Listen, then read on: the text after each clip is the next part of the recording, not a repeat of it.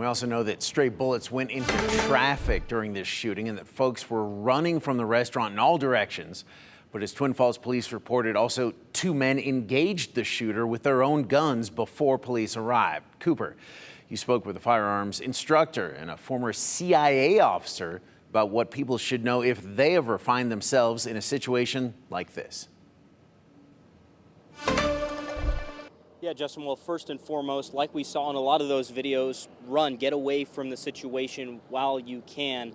If you're not armed, right, there's that high level that you have to meet where your responsibility comes into play for this type of situation. And he says if you are armed, you have to be 100% sure that this is a situation where you can pull the trigger.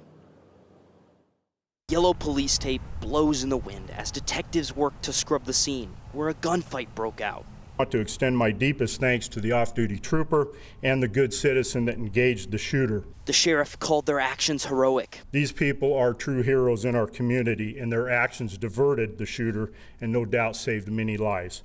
But moments like this also raise complicated questions. When should someone intervene? And when is the safest choice to get away? For Matt Osborne, the actions that happened on Saturday reminded him. And then if all else fails, if you find yourself on the X, as the CIA would teach, you need to counter. Before becoming a certified concealed carry instructor, he served a different role. I served 12 years with the CIA and U.S. Department of State and worked overseas in some rather dangerous areas such as Mexico City, Caracas, Venezuela. During that time, he says he picked up valuable strategies he tries to teach others today. In areas where we weren't allowed to carry a firearm, we had to keep our wits about us. We had to use the greatest defense tool we have, our mind, and then our eyes and our ears and our senses. During that time, he says he picked up valuable strategies he tries to teach others today. You have to be 100% sure that you are in the right when you pull that trigger. For people who do carry, Osborne stresses training and restraint. He says those who engaged the shooter had to think not just about stopping him, but about everyone around and behind him. Maybe there's a curb on either side, but I always try to keep just a little bit of room between the front of my car and the back of the car in front of me so that if I need to, even if I have to go over a curb, I can get out of there. For everyone else, he teaches a simple 3-word approach: avoid, evade, counter, in that order. Osborne also warns about a dangerous instinct in the smartphone era.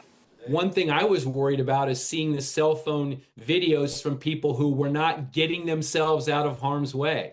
We're not running, we're not hiding, we're not escaping. Still, he doesn't want people to live in fear, just in relaxed awareness, like defensive driving.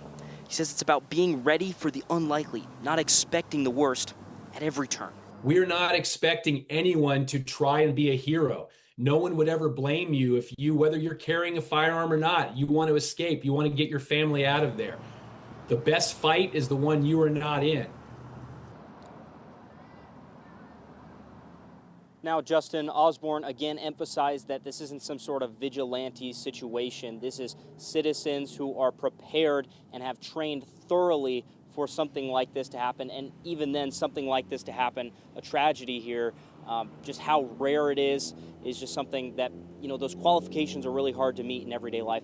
Being a vigilante is not the solution. All righty, Cooper, thank you for that good perspective there. And anyone with information is asked to reach out to the FBI tip line. The FBI is asking for images and videos from a safe distance related to the shooting.